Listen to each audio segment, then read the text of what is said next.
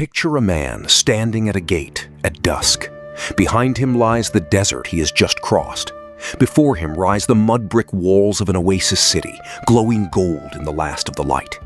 His camels shift and groan in the cooling air.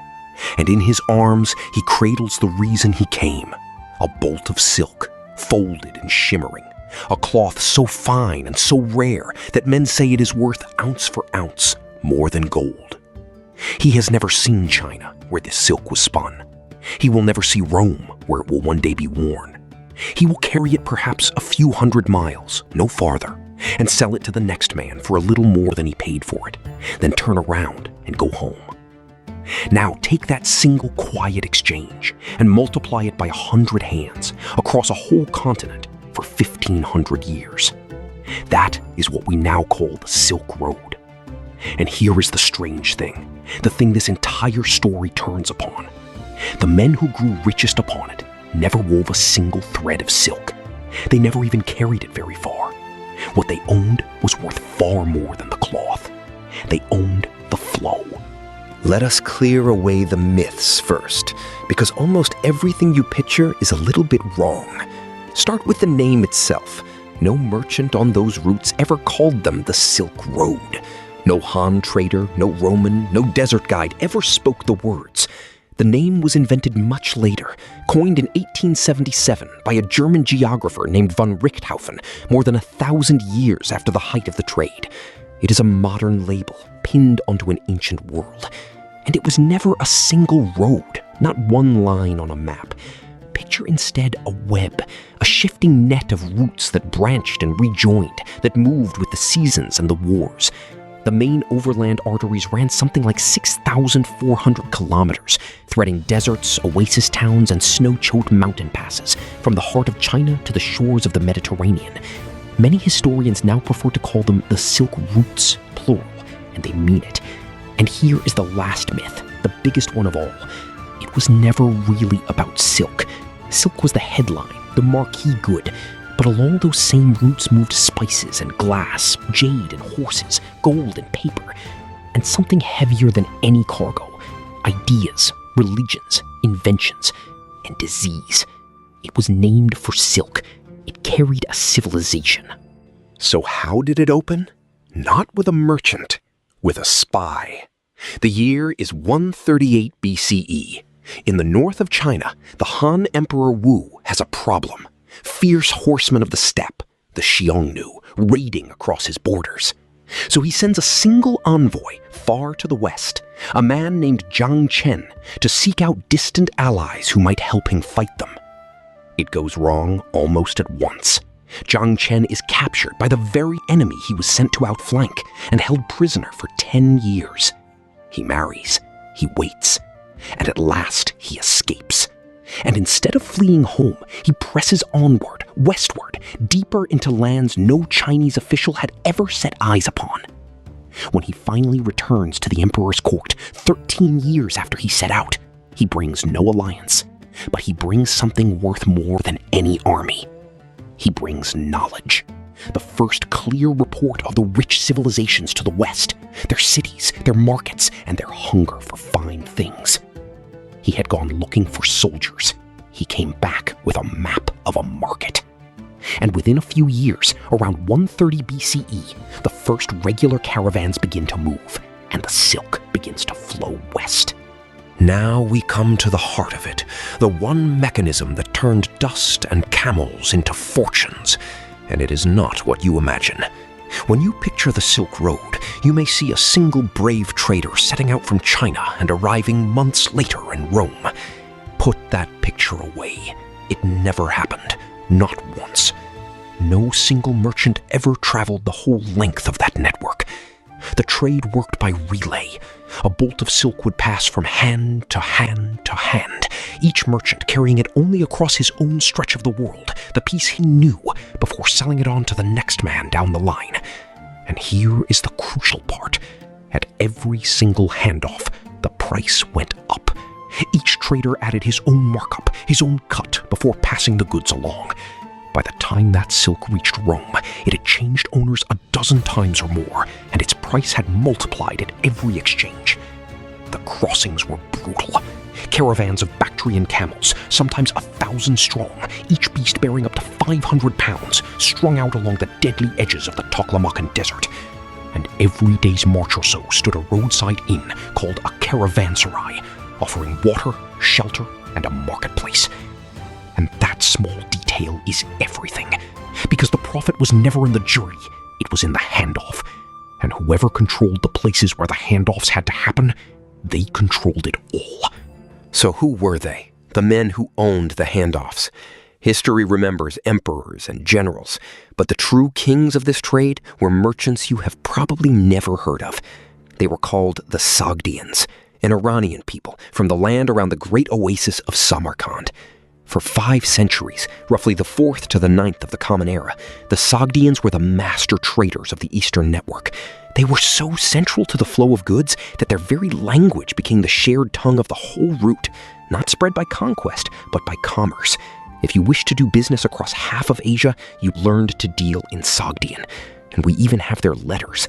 Buried in the sands near the oasis of Dunhuang, archaeologists found a bundle of Sogdian merchant mail, written around 1,700 years ago. A trader, far from home, writing back to Samarkand about goods and debts and silver. And then there were the choke points, the oasis cities, Samarkand, Kashgar, Dunhuang, Palmyra, strung like beads along the routes. In a desert, an oasis is not merely a pretty town. It is the only water for 100 miles. Every caravan had to stop there, had to drink there, had to trade there, and pay for the privilege. Hold the oasis, and you held the well. Hold the well, and you could tax the wealth of a continent without ever weaving a single thread. These were the ancient world's supply chain kings, and they grew richer than the rulers whose lands they merely passed through. But why silk? Why did a bolt of cloth set all of this in motion? Because at the two ends of the world, silk meant two very different things, and both of them meant money. At the Chinese end, silk was not a luxury at all. It was cash, hard currency. In the age of the Tang dynasty, the 7th to the 10th century, the Chinese state paid its soldiers in bolts of silk. It collected its taxes in silk. It rewarded officials in silk. And it bought its war horses in silk. By some records, around 40 bolts of silk for a single fine horse. Silk was a thing you could wear and also a thing you could spend. It was money you could fold. And at the far end of the world, in Rome, silk was something else entirely, the ultimate mark of decadence and wealth. The Romans called the distant people who made it the Seres, the silk people, though they scarcely knew where they lived. Roman senators were scandalized by it, and again they tried to ban the wearing of silk, warning that it drained the empire's wealth and its morals alike. The elder Pliny complained that the empire bled something like 100 million sesterces every year to the east for all of its eastern luxuries together, its silks and spices and gems and pearls. The same cloth, treasure at both ends of the earth. Small wonder that 100 hands reached for it. And the roots carried far more than cloth and coin. They carried the things that remade civilizations. Faith traveled the oasis chain. Buddhism made its way out of India, across Central Asia, along those same caravan tracks, and into China. Carried not by armies, but by monks and merchants, moving from town to town. Its monument still stands at a crossroads oasis called Dunhuang, where beginning around the year 366, generation after generation of the faithful carved and painted hundreds of caves into a cliff face, glowing figures by lamplight, one of the great treasure houses of human art. Inventions traveled too. Papermaking crept slowly westward out of China, and in time the whole of the Western world would come to write upon it. But the flow does not care what it carries. And in the 14th century, those same open roads carried the darkest cargo of all, plague, the Black Death. The story goes that it broke loose at a besieged port on the Black Sea in 1346, leapt onto Genoese trading ships, and rode the sea lanes into Europe within the year. Historians still debate the exact path it took, but by the time it had finished, it had killed, by some estimates, as many as 200 million people across Eurasia. The very same web that carried silk and scripture and paper carried death. The flow in the end moved everything. 2 moments near the end reveal the whole game at once. The first is the peak. In the 13th and 14th centuries, something happened that had never happened before. A single power came to hold nearly the entire length of the route. The Mongols. Their empire stretched across the whole of the network, and under their rule came a stretch of rare safety that historians call the Pax Mongolica, the Mongol peace. They set up relay stations across the continent and issued a kind of passport, a tablet of gold or silver called a paiza, that let a trusted traveler cross an empire under protection. This is the road that a young Venetian named Marco Polo claimed to have walked late in the 1200s. Some scholars still doubt how much of his tale is true, but most now accept that he did indeed make the journey. The second moment came 7 centuries earlier, and it is this whole story sharpened to a single point. For all those years, China had guarded one secret with its life: how silk was actually made. The empire held a monopoly on the mystery of the silkworm. And then, around the year 552, in the reign of the Emperor Justinian, that monopoly was broken, not by an army, but by 2 monks. According to the historian Procopius, they smuggled silkworm eggs out of the east, hidden inside their hollow walking staffs, and carried them all the way to Constantinople. In 2 lengths of bamboo, they stole the source itself. Because on the Silk Road, you see, the real prize was never the silk. It was control of where it came from. So how did it all end? Quietly, and from an unexpected direction. By the 1400s, the great overland web began to fade. Not conquered, but bypassed. Sailing ships grew bold enough to carry goods around the whole of Africa, and the sea proved faster, cheaper, and safer than 1,000 miles of desert and toll. The Mongol peace shattered. New empires taxed the old passes until the trade choked upon it. And one by one, the great oasis cities that had grown fat upon the flow found the caravans thinning and then gone. But the lesson of the Silk Road outlived the road itself. For 1,500 years, the men who grew richer than kings upon it never made a single thing. They did not spin the silk, they did not weave it, and they did not wear it. They owned the passes and the wells and the oases and the handoffs. They owned the flow. And that is the truth beneath all the romance of camels and caravans. The real product was never silk. It was access. As it is still true today of the pipelines and the sea lanes and the cables, that a fortune is made not by those who make the goods, but by those who control the road they must travel.